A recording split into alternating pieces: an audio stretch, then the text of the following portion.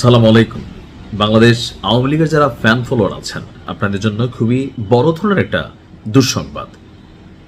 এই মুহূর্তে অনেকেই আশা করেছিল বা সজীব ওয়াজেদ জয়ের পক্ষ থেকেও একটা প্রস্তাব দেওয়া হয়েছিল এই মুহূর্তে সরকার পরিবর্তনের পর, অর্থাৎ যখন ডক্টর মোহাম্মদ ইউনূস ক্ষমতায় ছিলেন, তো তখন আওয়ামী লীগ এবং বিএনপির মধ্যে এক ধরনের একটা পজিটিভ ভাইব হওয়ার সম্ভাবনা ছিল।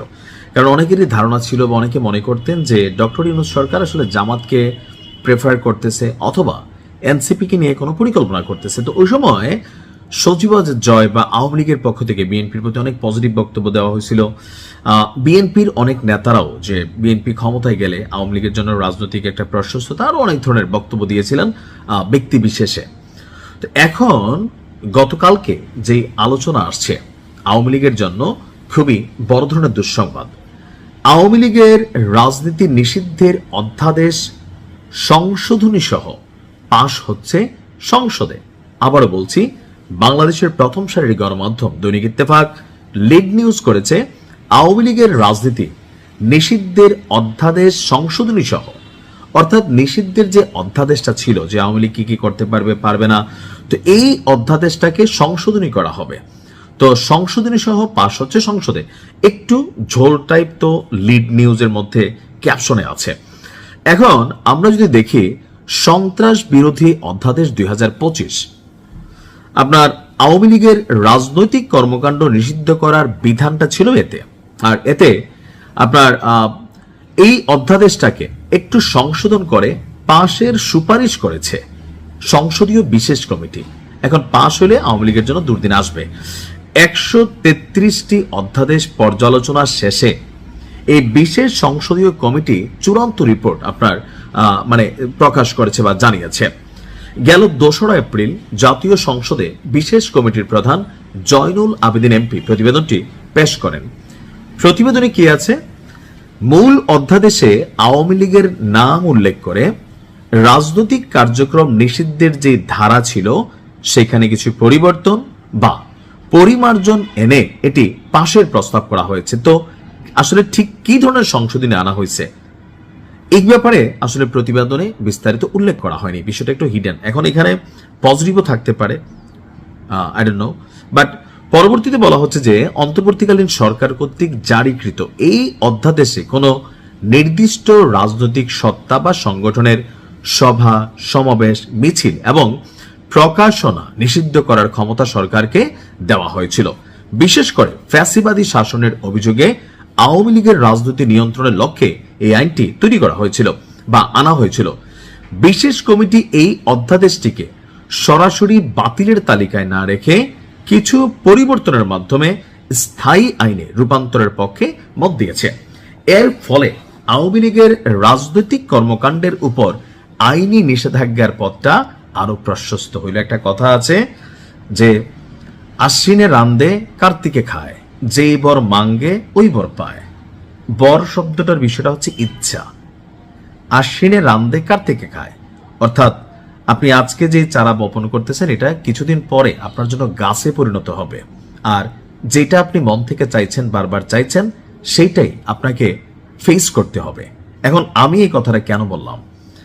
আওয়ামী লীগ সরকারের সময় জামাত ইসলামের রাজনীতির উপর যে নিষেধাজ্ঞা দেওয়া হয়েছিল, বিএনপির সাথে অনেক ক্ষেত্রে, বিশেষ করে আমি সবসময় বলেছি, আগের ভিডিওগুলো এখনো আছে, যে মরহুম প্রধানমন্ত্রী বা সাবেক 3বারের প্রধানমন্ত্রী বেগম খালেদা জিয়ার সাথে যেটা করা হয়েছে এটা কখনোই রাজনৈতিক শিষ্টাচার ছিল না। ওনাকে যেভাবে জেল খাটানো হয়েছে যে সামান্য অপরাধে, এটা বিএনপি বা জনাব তারেক রহমান এজ এ ছেলে বা এই দলটির নেতাকর্মীরা কখনোই মন থেকে তারা এটা মানতে পারে নাই। আজকে তাদের হাতে ক্ষমতা আসছে, সো তারা তো একটা রিয়েকশন দেবেই, যেমনি হোক টেকনিক্যালি এটা দিবেই। এমনকি আওয়ামী লীগের কিছু কিছু নেতারা যারা বেগম খালেদা জিয়ার বেলায় এটাকে কি বলা হয় যে ধরেন সাপোর্ট করছিলেন, আজকে আপনাদের এটা রিয়েলাইজ করার সময় আসছে যে কিছু কিছু জায়গায় আওয়ামী লীগকে বিএনপি সরকারের আমলেও অনেক ধরনের সাফারার হতে হবে। এগুলা আওয়ামী লীগ আগেই এই বীজটা বপন করে গেছে। এটা অ্যাজ ফার এজ আমার বিশ্লেষণ যদি বা অ্যানালাইসিস আপনি ধরতে পারেন।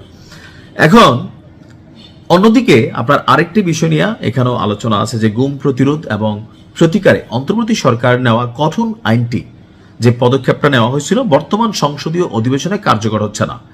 গুমের দায়ে সর্বোচ্চ শাস্তি মৃত্যুদণ্ডের বিধান রেখে জারি করা অধ্যাদেশটি আপাতত স্থগিত রাখার সুপারিশ করেছে সংসদীয় বিশেষ কমিটি। With due respect, Awami League সরকারের সময় বিএনপি খুব বেশি গুমের শিকার হয়েছে, হন নাই আপনারা? হয়েছেন তো। এখন আপনি ক্ষমতায় আসছেন, আপনি ক্ষমতায় আসার পরে এই গুমের যে আইনটা অন্তর্বর্তী সরকার করছে, আমি এটার পক্ষে ছিলাম, শতভাগ পক্ষে ছিলাম। যে কোনো মানুষ যত অপরাধ করুক, রাষ্ট্রীয় কোনো বাহিনী দ্বারা তাকে আটকায় রেখা, আয়না ঘরে রেখা বা বিশেষ কোনো সেলে রেখা, তার পরিবার, তার সন্তান, তার স্বজন, ওই মানুষগুলোর কাছে এই মানুষটা কি জীবিত আছে, তার কি গায়েবী জানাজা হবে, সে কি জানাজা পাওয়ার যোগ্যতা রাখে, নাকি সে বাইচা নাই, তার বউটা কি থাকবে, এই যে একটা সিচুয়েশন ছিল, সবচেয়ে বেশি ভুক্তভোগী ছিল বিএনপি।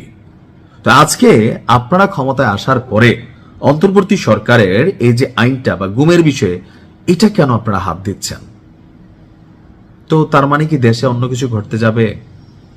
যদি এমনটা হয় তাহলে আওয়ামী লীগের পতন থেকে শিক্ষণীয় যে বিষয়গুলো, সেগুলো হয়তো আমরা আন্ডার এস্টিমেট করছি। আমি বরাবরই বলি, যে কোনো মানুষ যদি অন্যায় করে, রাষ্ট্র তাকে সর্বোচ্চ শাস্তি দিবে, পানিশড করবে, কিন্তু তাকে রাষ্ট্রীয় বাহিনী দ্বারা অথবা রাষ্ট্রীয় বি টিম দ্বারা অথবা সি টিম দ্বারা তাকে গুম করা, তাকে নাই করে দেওয়া, তাকে গায়েব করে রাখা, এই যে আহাজারি, এই যে এটা কিন্তু ধ্বংসটাই আনবে। যদি এই আইনটার মধ্যে ভেজালওয়ালা কোনো কিছু না থাকে, এই কমিটির উচিত এই আইনটাকে প্রসিডিং করা, এটাকে আটকানো না। আর এতে মানুষের কাছে, জনগণের কাছে একটা জিনিস মনে হবে যে যেই বিষয়টা নিয়ে আমি সারা জীবন গত 17 বছর ভুক্তভোগী ছিলাম, আজকে আমার হাতে ক্ষমতায় আসার পর ওই আইনটাকেই আমি হাত দিচ্ছি, এইটাকে আমি স্থগিত রাখছি, বন্ধ করতেছে না, বাতিল করতেছে না, বাট এটা তো অনিমার্জিত দরকার ছিল। যারা গুমের সাথে জড়িত ছিল এদের পানিশ ছিল, এরা পানিশ ডিজার্ভ করে। তো সেই ক্ষেত্রে এই ধরনের অধ্যাদেশ স্থগিত রাখা, এটা জনগণের মনে সন্দেহ তৈরি করে, নানান ধরনের প্রশ্ন আসলে সামনের দিকে নিয়ে আসবে। এটা থেকে পলিটিক্যালি আওয়ামী লীগ অ্যাডভান্টেজ পাবে যে হ্যাঁ, গুমিত হয় নাই, নাটক করছে, নিজেরা নিজেরা গুম হয়ে গেছিল।